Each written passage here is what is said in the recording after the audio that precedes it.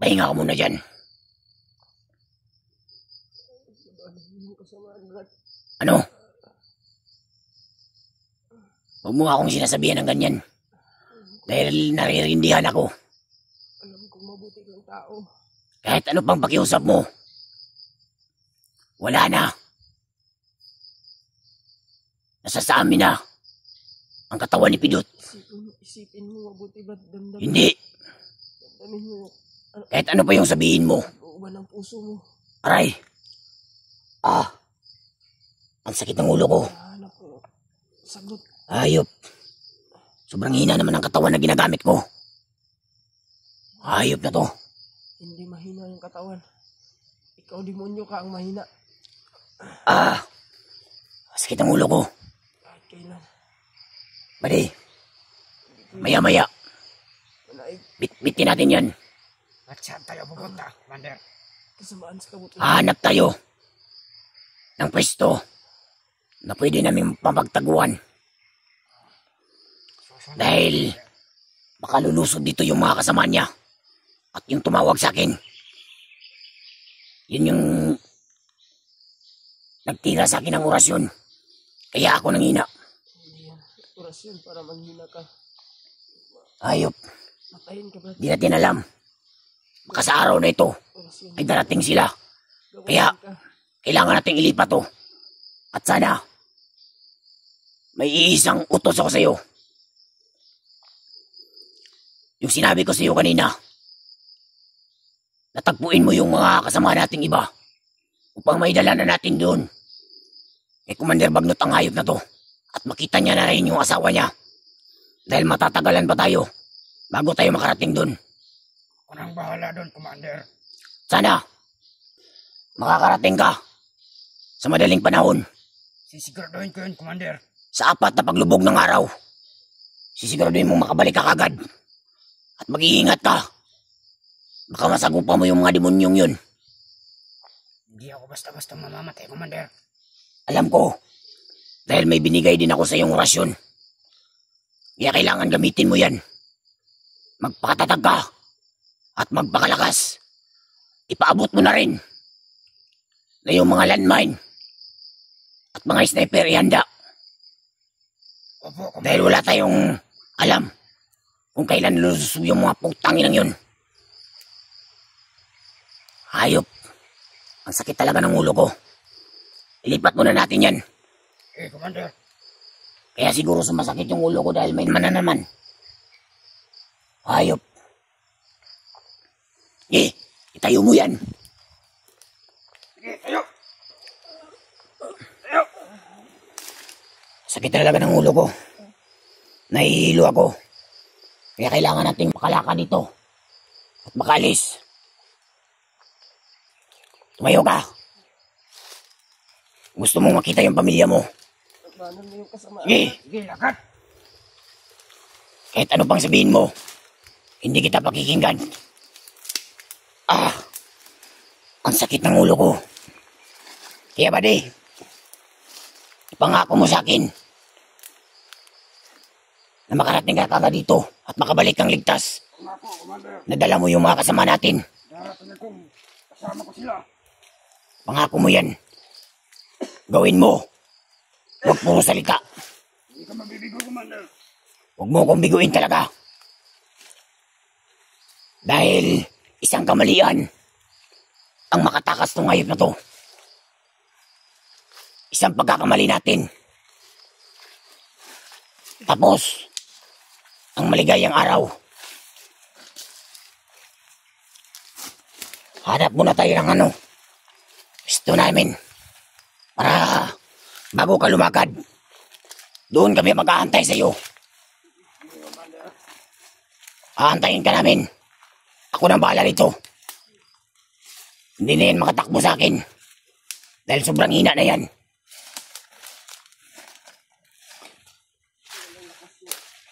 Hayop ka. Di, ilakad mo yan.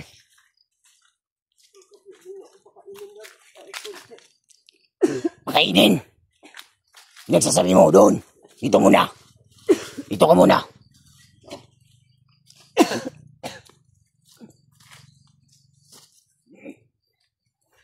Ako na bahala.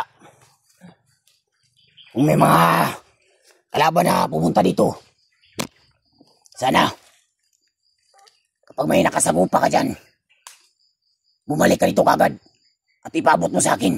Opo, Commander. Dahil hindi nila pwedeng makuha ito. Dahil malaki ang plano natin sa kanya. At hindi pwedeng masayang yun. Basta traidor, ganyan yung mangyayari. Malas mo lang. Dahil ako pa yung nakahuli sa'yo. Sige, Commander. Mauna na ako. Hindi ako malas, Brad. Ano? Mauna na ako. Mag-iingat ka. Sige, Commander. Ako nang bahala dito. Siguraduhin mo makabalik ka dito sa madaling panahon. Mag-ingat ka, Commander. Walang problema. Huwag mo kong problemahin. Sarili mo yung problemahin mo. Alam ko mabuti kang tao, Brad. Bari, yung sinabi ko sa'yo, huwag mong kalimutan. Opo, Commander. Makabalik ka dito sa madaling panahon na. Kasi malayo-layo pa yung pupuntahan natin.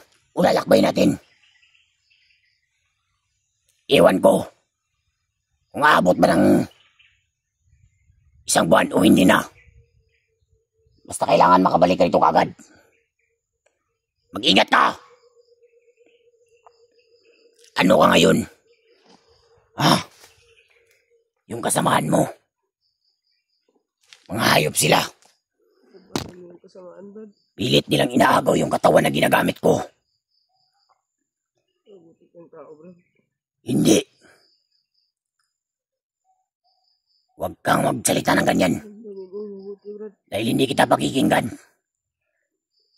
Nalilito lang ako. Bakit sa tuwing nagsasalita ka sa akin? Parang nanginginig yung lahat ng katawan ko. Ramdamin mo mabuti yung loob ng puso mo. Ang sakit. Ayop. Mahiyaan mo na iyong kasamaan. Hindi. sa loob mo. Huwag kang magsalita ng ganyan. Dahil hayop yung makakasamaan mo. Mga kasamahan mo rin sila, Brad. Hindi. Mahal ka rin nila. Mahal. Alam mo yung mahal. May nagmamahal. Kaya, yung mahal, para lang sa mag-asawa yun. Ikaw, kung mahal mo yung asawa mo, pagbibigyan kita. Pero sa isang kondisyon, ikaw, ang papatay sa kanila. Gagawin mo yan. Sa ayaw at sa gusto mo. Wala ka ng laban. Dahil yung isang paa mo, nakabaon na sa hukay. Hindi.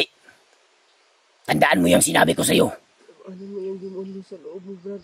Hindi. Hayop. Ang sakit. Hayop ka. Ano talaga ang demonyo, Brad? Hayop. Mahiyaan mo na iyong dyan.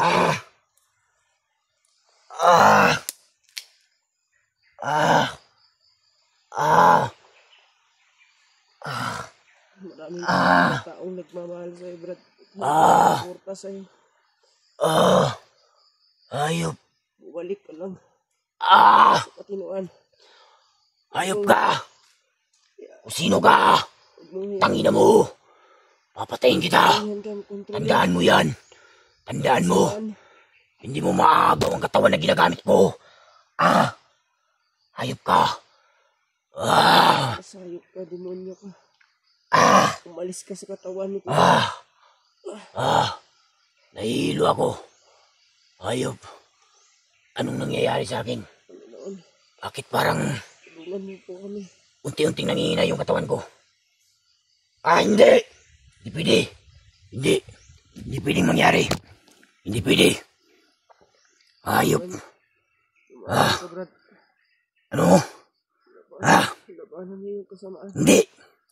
Huwag mo akong salita ng ganyan. Kaya Ah! Sumasakit yung ulo ko. Sumasakit. tingnan mo. Kung ayaw mong mapaaga yung bangkay mo, Tingnan mo mabuti yung tumahimik ka. Brad at tubag na dala ko. Nangihina na naman yung katawan ko. May pilit talaga umaagaw. Pero hindi pwede. Hindi.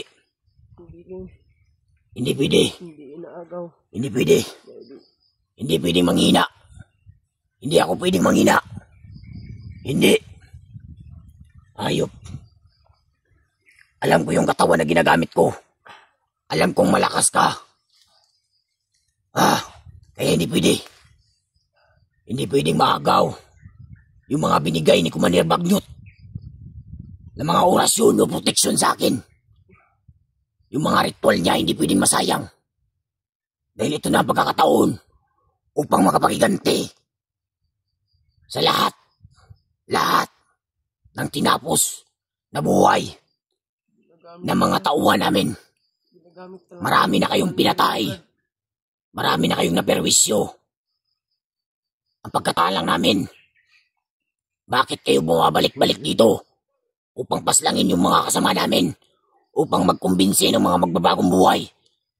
Hayop kayo. Ayos rin kayo, no? Nakukuha nyo talaga sila, lalo na ikaw. Ba't ka nagpalipin sa kabutihan? May sinumpaan tayo. May sinumpaan kayo bago kayo pumasok dito. Ikaw yung kumimbinsi sa akin. Hindi. Hindi kita kilala. Lalo mo ba ng kaibigan tayo? Hindi kita kilala. Namumukhaan lang kita. Dahil pumapasok ka sa isipan ko. Kung naiintindihan mo ako, lamunin ka ng kasamaan mo. intindihin mo na lang. Naiintindihan kita. Mahihirapan ka lang sa akin. Kung palagi kang nagkakaganyan. Kinukontrol ka lang ng demonyo. Hindi. Wala. Wala kang pakialam. Kung ano yung gagawin namin sa katawan na ito. Kahit patayin pa namin to. Kahit masabugin pa namin yung ulo ng katawan na to. Hindi nyo kami matitibag. Pinirwisyo nyo kami.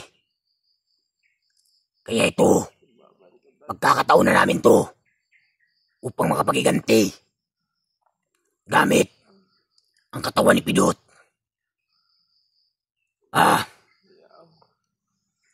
Hayop. Kasamaan sa loob mo, Brad. Ano? Labanan mo yung demonyo sa loob mo. Huwag kang magsalita na ganyan. Dahil ang katawan ko ay nanginginig. Ayaw kong marinig ko yan. At ayaw kong may marinig ako sa'yo. Kahit anong pakiusap mo, hindi na magbabago yung isipan ko na ito. Dahil hawak na siya ngayon ng kasamaan. Gumising ka na, At Brad. pagkakataon na namin to upang mapaslang lahat ng umaakyat dito na umuubos sa kasamaan namin. Hayop.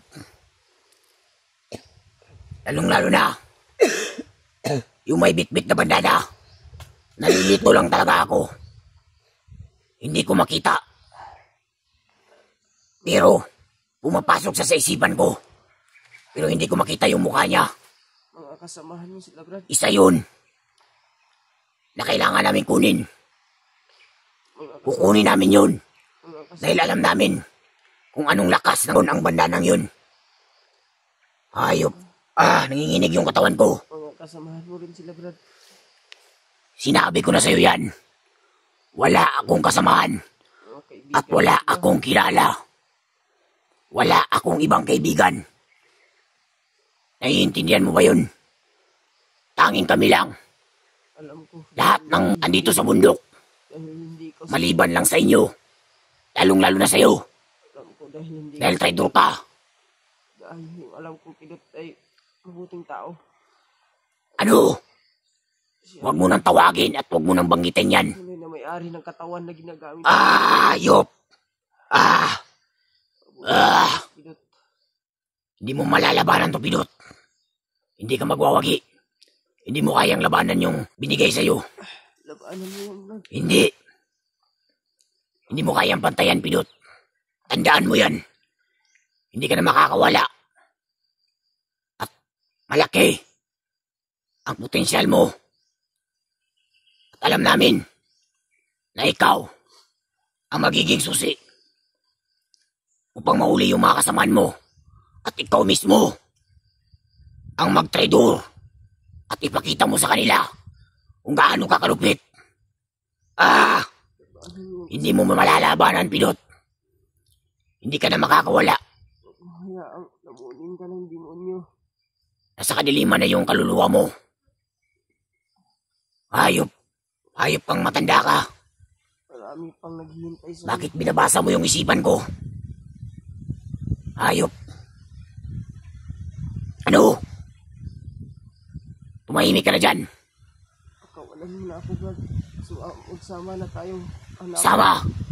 Hanapin natin yung... Anong gusto mo? Magsama? Ano ka, bakla? Ayaw kong sumama sa'yo. Hanapin natin yung mga kasamahan mo, Brad. Ano? Sinabi ko na sa'yo yan. Wala akong kilala. At higit sa lahat, wala akong kasama. Nakatulad yung Tidor. Kundi, ang ibinigay sa akin na katawan ay ito lang. Ito lang. Ang kailangan kong hawakan. At ito, ang katawan na ito, ay napakalaking silbi para sa amin na walang makakapantay. At huwag kang magalala dahil gagawan pa ni Commander Bagnot ng ritual na hindi nyo matitibag yung katawan na ginagamit ko. Ayop kayo. Ito ang magiging susi sa lahat. Lalong-lalo na yung mga kasamahan niya. Sa lahat ng Tidor. Sa lahat ng umuubos. Sa mga tauhan namin. Kayo ang dahilan. Makakain yan, Brad. Wala. Hindi nga ako kumakain. Ikaw pa kaya? Kahit tubig ka, Brad. Busog na kami. Sa binibigay sa amin. O sa mga anting-anting na binibigay sa amin. O mga ritual. Tubig na lang, Brad. Dugo. Maitim na dugo. Ang iniinom namin. Buwan-buwan. Yun ang kailangan namin. Upang ang lakas namin ay madadagdagan. Kaya huwag ka na magsalita. Naiintindihan mo ba ako?